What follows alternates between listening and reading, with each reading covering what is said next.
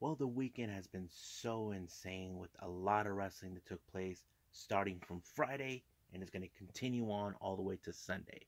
So today we have, of course, reviewing two past events from this past Friday by House of Glory with Born Again, GCW's Evil Deeds, and of course we cannot forget AEW Full Gear, which is one of the most important pay-per-views we definitely got to watch because there's a lot of things that take place.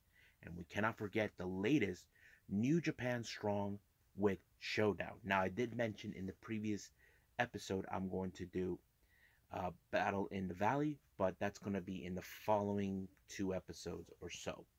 So, let's get started with another episode of the Deleted Wrestle Zone.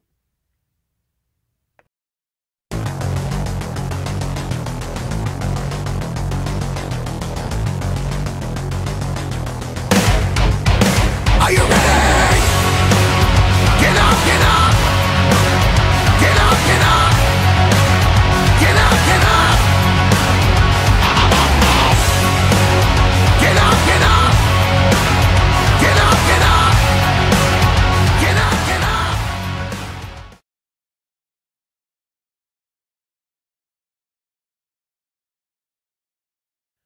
Welcome everybody to Deleted Wrestle Zone, all things that is pro wrestling with AEW, NXT, New Japan Pro Wrestling, Impact Wrestling, the National Wrestling Alliance, various promotions, wrestlers, matches, and championships. I am your host, Jay right here. So let's begin with House of Glory, or as they call it, HOG. This is from their latest pay-per-view event called Born Alive. You can see it on Fight TV. I don't know how much it costs. I'm assuming like $14.99 or more. This one took place on the 12th of November, which is a very interesting day. Don't recall if this is their second show coming back because, as you know, the whole thing with the pandemic took place. It opened up with Ken Broadway, who I've seen on GCW, taking on, of course, the King of Sneaky Style and member of Chaos, Rocky Romero. And this was a very interesting match. They're almost similar in certain ways, but however, it was Ken Broadway that picked up the victory on this one with a pinfall. Next match, we have tag team. We got The Rep, Dave McCall, Nate Carter taking on New York Wrecking Crew, Chris Santon, and Smooth Blackmon. So this was a very interesting match. They were both almost similar sizes, same kind of feeling with both. But however, I don't know which member of the Wrecking Crew actually low-blowed one of the members from the Rep. But it looks like the other one did not like it, and he was like not too pleased with this whole thing, how it turned out. So he walked away.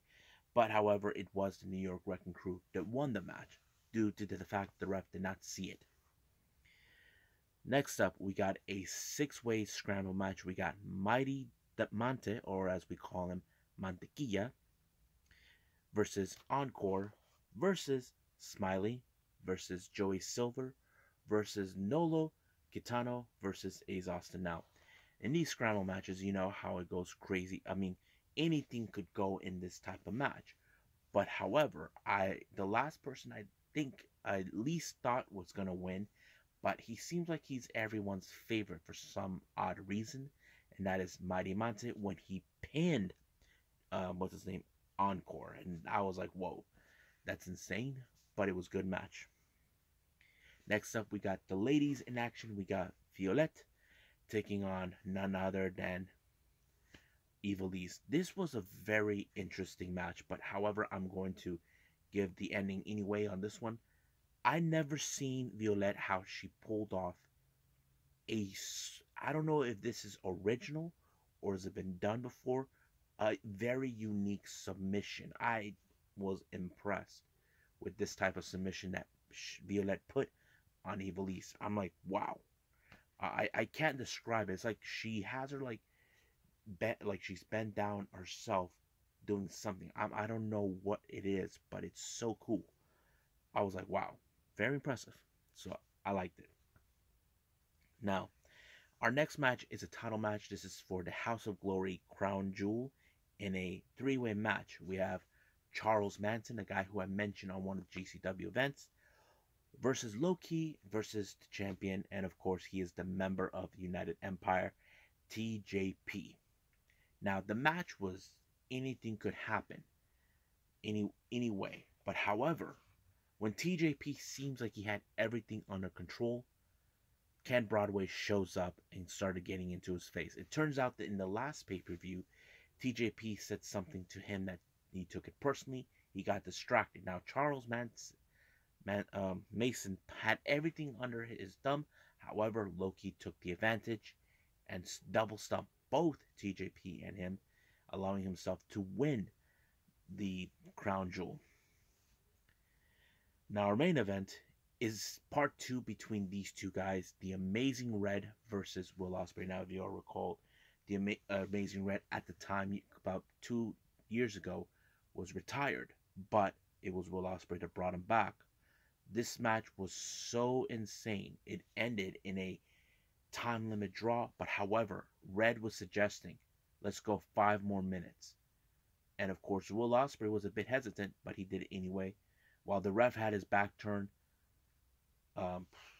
Will Ospreay gave the low blow to Red and then the hidden blade, allowing himself to win the match while it restarted. However, he feels like Red disappointed him and he felt ashamed by him because the way I don't know, he has this fixated mind. He continued the onslaught on Red until Ken Broadway showed up to help him. But however, since Ken Broadway also made an enemy of another member of United Empire, TJP came about and helped him out.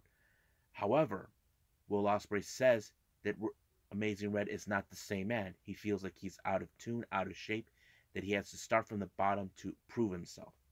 And he basically sentenced him to his death wish. And he set up a match against Amazing Red, and his opponent is the last person I did not expect, but it's going to be good, and I hope you guys got your schedule on this one. His next opponent is going to take place on the 11th of December, and his opponent is Malachi Black.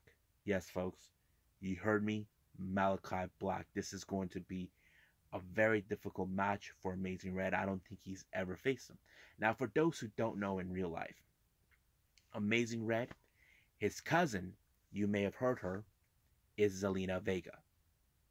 Yes, folks, you heard me. Amazing Red and Zelina Vega are cousins. Some of you say, why did he go with WWE? Well, he's been out of injury many times over. But however, I'm assuming that this match was booked because, since, Malachi Black is married to his cousin, Zelina Vega, it would make sense. But that's how I think it was booked. I wouldn't mind. I would like to see Malachi Black in House of Glory, which is going to be fun. I wouldn't be surprised if he calls it the House of Black, which we're expecting a faction with that name very soon in AEW.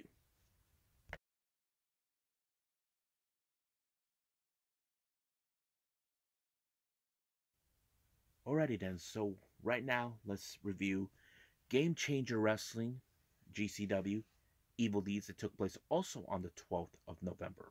And this was in Detroit, Michigan. Don't remember the name of the venue. The first match was a tag team. We got the Second Gear Crew, consistent of Effie and Matthew Justice, taking on Alex Zane and Tony Deppen. Now, this match, you know how it works with the Second Gear Crew. They're all guns blazing. They all balls to walls. And that's how it works for them. And of course, bringing out all the good toys they can find. I'm talking about tables, ladders, doors, boards, whatever. But it was Matthew Justice that pinned Alex Zane. And it was 1, 2, 3. And it was over from there. Our next match, we got Gringo Loco taking on ASF. It was a pretty good match. A lot of high flying, a lot of spots in this match. But however, I feel that Gringo Loco, who seems a bit more experienced than ASF, was the factor that allowed him to win the match. Next match, we had a tag team match. This is between Jordan Oliver, Nick Wayne, taking on 440, Eric Ryan and Atticus Koga. Now, I was weird that I had to hear 440, and Ricochet Page is not here. I'm going to assume that maybe there's a power struggle. I don't know. I'll find out more when we get to it. So anyway, it seems things were going great until all of a sudden Gregory Irons showed up. Yes, guys, another 440, another guy we hate from those guys. You know, we keep saying F Ohio every single time, but he's not the only one. So that Eddie only showed up, but however, the match caused a problem. Jordan Oliver kind of got hurt. Now, Nick Wayne had the guts to show that he can hang with these guys, but however, it was not enough. All thanks to the Silver Teeth Satan, Atticus Kogan, to win the match. So basically, right now, 440 seems like they're back, but what is gonna happen to Ricky Shane Page? Is he still with these guys, or they're gonna overthrow him? Because of course, Atticus Kogan was upset with him the last time they bumped in. This took place at War Games in Chicago a couple of months ago. Our next match is between Alley Catch and Chelsea Green. Now, if you guys remember this, Chelsea Green got involved in a match between Effie and her man, Matt Cardona. Chelsea Green caused the interference that allowed for Matt Cardona to regain the Internet Championship. So, however, Alley Catch feels like this is not her debut. She's not even wrestled in GCW. And I have to say, this showed a lot of character for Alley Catch, saying, this is my town, my world. That's how it is. And of course, she used Chelsea Green's busted brace, the thing that hurt her hand, in order to win the match. But however, we will not see the end of Chelsea Green from there. Our next match is a 6-man scramble match, or 7. We got Chase Burnett versus Cole Radrick versus Braden Lee versus Yoya versus the debut of former NXT star Leon Ruff and Nate Webb. Now, this was a good match. Now, somebody was saying, Leon Ruff is in there? Yes, he is. And it turns out he's a Detroit native. And I'm very happy to see him. And I'm going to skip this part anyway. It was Leon Ruff who won the match when he made the pinfall. And becoming the hometown hero, he had to take the win. And I think it kind of played out pretty well for that. Next up, we got Matt Cardona taking on, of course, Detroit's very own Alex Shelley. The match was great, but however, Matt Cardona continued to piss off the GCW fan base, or shall we say the GCW universe, by wearing one of Effie's jackets, trying to get into their heads. However, the first ref got knocked out thanks to courtesy of Matt Cardona. Second ref showed up, been taken out by Chelsea Green. But of course, Alley Catch, who still has a grudge with Chelsea, tried to help, and she wasn't the only one. Her Boosie tag team partner Effie helped out. It did allow for Alex Shelley to pick up a very good victory against Matt Cardona. And hopefully this is the end of it. But if not, then of course we got the hot mess and always ready, causing more problems in GCW. Next up, we have a death match. Basically, as you know, recently we have a deathmatch wrestler coming from Japan, and this one is, of course, Rina Yamashita taking on Charlie Evans, an Australian native. I have to say this was the most brutal match. Now, for all you GCW fans, if you never seen Rina Yamashita, how she does things, you'll be amazed. The girl has guts, she has tenacity, and man, she's crazy. I've seen her on Freedoms, I've seen her in Ice Ribbons, any places. She's a freelancer. She's not associated with one promotion. She goes to wherever they book her. But wow. And I have to say, she showed an impressive match for those who never seen her. And I have to say, I'm happy that she showed up in GCW. Now, our main event, we have a tag team. G Raver teaming with his frenemy, let's call it that way, Jimmy Lloyd, taking on Alex Colon and fellow deathmatch wrestler all the way from Japan, Masashi Takeda. It's so insane. Now, from what I can tell from Takeda, he is nuts. He is crazy, and he has a like a martial arts background, and I'm like, wow, pretty cool. But from what I hear from people, this guy is no joke, and I'm glad he came to GCW along with Rina. I'm like, wow.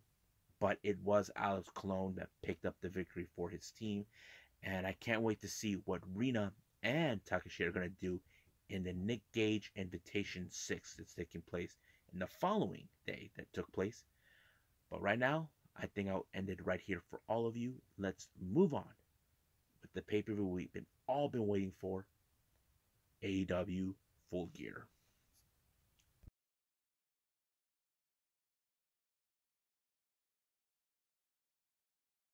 All right, it's the pay-per-view we've all been waiting for, AEW Full Gear. Now, as normally we don't talk about the buy-in, but let's talk about it anyway. We have Nyla Rose teaming with Jamie Hayter versus Hikaru Shida and Thunder Rosa. Now, this is a preview match. As you know, Thunder Rosa and will be facing Jamie Hayter in the next round of the TBS Eliminator Tournament. And Hikaru Shida is going to take on Nyla Rose. Now, the match was pretty good. I have to show. But, however, the last thing that anybody expected was Serena Deeb being watching the show from there. However, looks like she still has some unfinished business with Shida. As you know, she did try to stop her from the first time getting to her 50th win. But however, the second try, Shida came out on top. As you know, Serena Deeb looks like she's trying to have the women's locker room wake up to her mercy. Now, as you know, in the buy-in, they showed Dante Martin, who we all know what's going on. Team Taz is recruiting him. However, looks like they're not the only ones.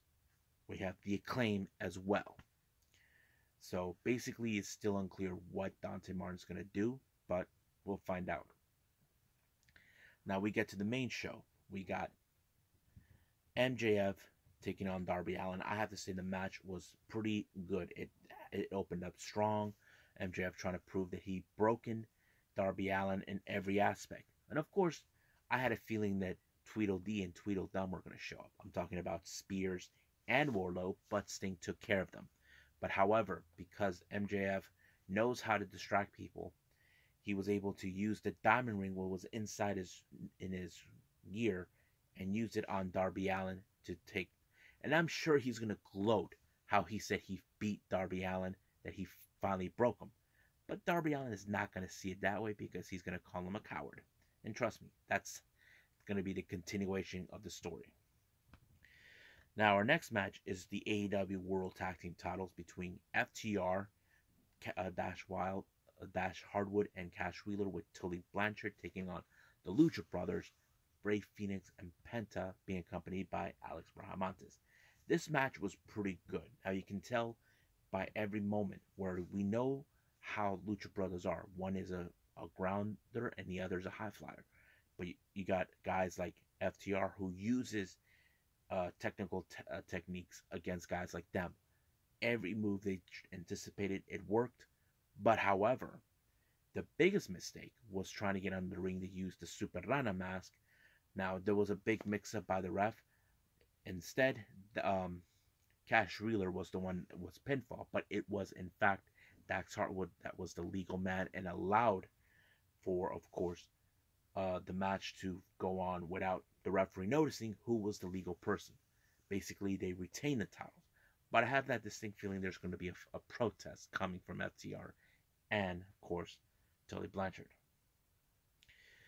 Now, our next match is a Falls Count Anywhere match between the Super Clique, the Young Bucks, and Adam Cole, taking on Christian Cage and Jurassic Express's Jungle Boy Luchasaurus. Man, that match was insane. I did not expect it where they're going to go. You know, like, it started out in the ring. but I thought immediately it was going to go outside, but it didn't. Christian Cage went up to the stands, and then later we saw it, they take it out in the stage. But I think the biggest surprise is when they pulled out these thumbtacks to go underneath to do the V trigger. Luckily, it didn't, Jungle Boy was able to save Luchasaurus from that. But it was Jungle Boy who actually took the win for his team. Reason it happened, while they were in the ring, Christian had Jungle Boy try to do the concerto onto one of them on Matt, but however it did not work because they managed to stop him. But this time, when Christian was about to do that with Matt or Nick, I don't know which one, don't remember which one, Jungle Boy told him, let me do it, and that's what he did, and he picked up the victory from that. Our next match, this was an unlikely alliance between Andrade and Malachi Black taking on Pac and Cody Rhodes. Now, it seems that Pac and Cody are not in the same page because, as you know, they have rivalries with everyone. You know, basically that's what happened.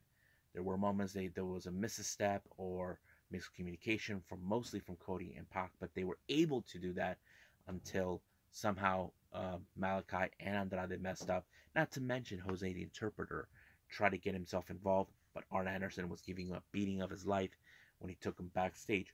But it was Pac who pulled off the broken arrow onto Andrade to win the match. But it did not end there. Of course, it was FTR to come down to give Pac a beating, but Cody was able to hold him back. So, is this the end of it? We don't know. Our next match is the AEW Women's World Championship between Tay Conti and the champion Britt Baker. I have to say, what a match. It showed how Tay Conti was on a different level. Now, Britt Baker claimed that she doesn't want to face her head on like longer time. She wanted it quicker. And of course, the factor is she had her insurance policy, Rebel and Jamie here, to ensure that she remain champion, which normally did. But however, Tay Conti did something cool for the first time. She pulled off a moonsault. She's never done it. Turns out that she's been practicing to pull it off, and the person that helped her was none other than Sammy when they mentioned this on Twitter. But she did pretty good, I'm not going to lie. But however, it was Britt Baker that managed to put her in a lockjaw in order to win the match, once again retaining the title. But who will be the one person to dethrone her? I think there are those who are saying it has to be Thunder Rosa. Now, this next match is a bit of a rivalry between both Eddie Kingston and CM Punk. This match was like so insane. It was more like, I just want to beat you senseless, lifeless. I don't care about pinning you or submitting you. That's what Eddie Kingston wanted. But CM Punk took it to a different level, using a little bit of the MMA background into this and allowing him. But however, he did put the GTS onto Punk, and I'm very curious how this is gonna go. But it did work in his favor. But he did extend his hands to Eddie Kingston, but Kingston was not having any of it at all. Now our next match, we have the Minneapolis street fight between the Men of the Year, Ethan Page and Scorpio Sky, along with American Top Team Andre Arlovsky, Junior Dos Santos, and of course the idiot Dan Lambert, taking on the entire members of the Inner Circle, Sammy Guevara, Santana Ortiz, Jake Hager, and Chris Jericho. I thought this match was pretty good. However, Dan Lambert was trying to avoid not getting hit. He thought he could win it, but however, it was very appropriate for Chris Jericho to pick up the victory because Dan Lambert wouldn't shut up. And not to mention, he did state that he was going to be the one to pin him, but at this time, it was Chris Jericho who pulled off the frog splash onto Dan Lambert. As you guys know, we were not that far off from the anniversary when Eddie Guerrero passed away, and Chris Jericho was close friends with him. And I think that was a pretty good match to see. And it did allow for the Inner Circle to prove once again they are still a dominant force. Now, before we get to the main event, Tony Khan has announced a brand new wrestler they hired, and this was the last person I did not expect. We're talking about a wrestler we have seen on TNA.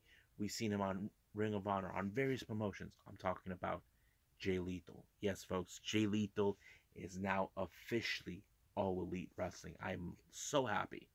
This is a guy that definitely would bring something good to the table into AEW. However, he made his official challenge what he wants. He is accepting the open challenge set up by Sammy Guevara for a shot of the TNT title. And of course, Sammy accepted the offer. And I'm very excited for that match to take place. Now, our main event is the AEW World Championship between two former best friends and tag team partners. I'm talking about Hangman Adam Page and Kenny Omega. This match was great. It showed like these guys know exactly what they're going to do. But the real question is, with Don Callis by Kenny's side, would it be a factor to ensure that Kenny retained the title? But however, Kenny took self-preservation by using the ref to knock him out in order to retain the title. But Aubrey Edwards came out just nick of time, but however, not enough. Even the Young Bucks showed up, but of course, Hangman Page warned them, touch me, I'll make my life's mission and make your lives a living hell. And that's what they did. They wanted to do it, but they're more worried about what Hangman Page is going to do. He was able to pull off 2 lariats to take down Kenny. And then 1, 2, 3.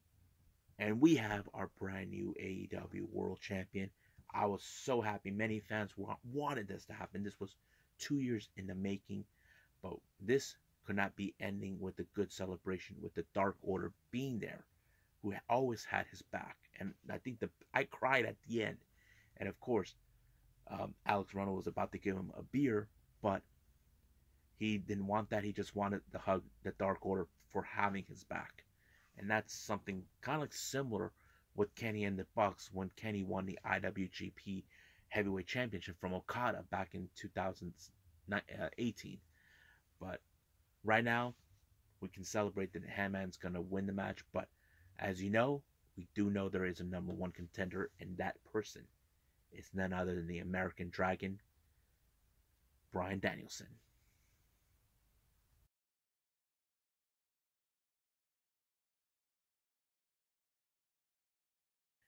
Okay, the last thing I'm going to review is New Japan Strong with Showdown. As you know, we talked about this individual before. I'm talking about Alex Zane, folks. Now, it's been a year since he's been in a New Japan ring. This was his comeback ever since he was released by WWE, taking on another wrestler who was just released from WWE, and I'm talking about the Persian Lion himself, Arya Daivari. And I think this match was pretty good. I mean, I would love to see more of these guys in New Japan Strong. And it was great to see both of them challenge each other. But however, this match ended in favor of Alex Zane when he pulled off the taco drive on Arya Daivari. Now, Arya Daivari, I have to say, he did pretty good. I know that he's trying to reinvent himself since he was released from WWE, but we'll see what happens then in the future. Our next match is a tag team match. We have Danny Limelight and Tom Lawler of Team Filthy taking on Rocky Rometto and always Mr. No Days Off, Fred Rosser. Now, this was a very crucial match because, as you know, Tom Lawler has not been pinned in a New Japan ring. Now, Fred Rosser is obsessed with trying to get a shot of the Strong Openweight title, which Tom Lawler has. And I think it was a pretty good match. But I think the biggest surprise is when Tom Lawler thought he had everything under his control, Rosser pulled off the biggest shocking upset ever. While he was being rear naked choked by Lawler, he had him pinned down with his shoulders down, and of course referee counted, and he was pinned for the first time. But because of this, Lawler was not happy. He was furious that this happened. This means now Fred Rosser will get a shot of the Strong Openweight title, but the rest of Team Filthy, Isaacs, Nelson, and Kratos showed up to give him a beatdown, but Limelight pulled out some scissors to cut his hair, humiliating him and trying to prove that this will not be a taking lightly. But you can guarantee that Roster will get his payback against Lawler. And I wouldn't be surprised if this is a hair versus hair for that title, something we have seen before in the past. Now, our next match, we got Fred Yihai taking on I Breathe with the Switchblade, Jay White. This was a very unique match. Now, you know Fred Yihai, he's called himself the Savage Weight. He is a different type of breed of wrestler. Now, keep in mind, Jay White even defeated his tag team partner, and of course, current member of Chaos and the Best Friends, Wheeler Yuta. And I think this match was great, unbelievable. Like, I have to say, Fred Yehai really took it to another level with Jay White, but it was Jay White that came on top when he pulled off the Switchblade and allowing himself to win. But he did post himself a promo saying that he challenged Tomohiro Ishii for the never openweight title. However, this is not the first time these two have come across each other. He beat him once before, but the real question is, can Jay White do it again? Now, our main event is, of course, Chris Dickinson taking on, of course, the King, Minoru Suzuki. This match also good. I have to say, there are a lot of good possibility of challengers coming from left to right that will love to challenge Minoru Suzuki, and I think this is no exception. But who was going to come out on top is, of course, the King. When he put Chris Dickinson in the pile drive, the Gotch pile driver on him, and boom, 1, 2, 3. He still is the King, and not to mention, he has a date with Destiny against his longtime menaces, Jon Moxley. And of course, Lance Archer will be joining him against Eddie Kingston. Now, I don't know if this has already been pre-recorded, but we'll see what happens next week.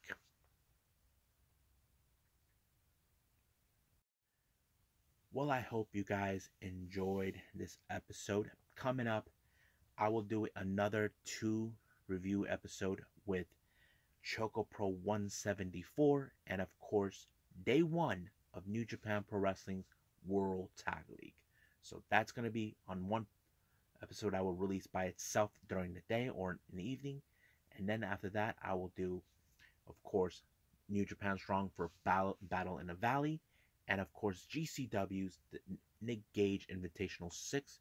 And possibly throw in another show, maybe one that has been from a couple of months ago. But we'll see what happens then. But for now, I'll see you guys in the next DWZ time. Same DWZ channel. I must bid all of you adieu. So, goodbye. Mwah. And have a nice day.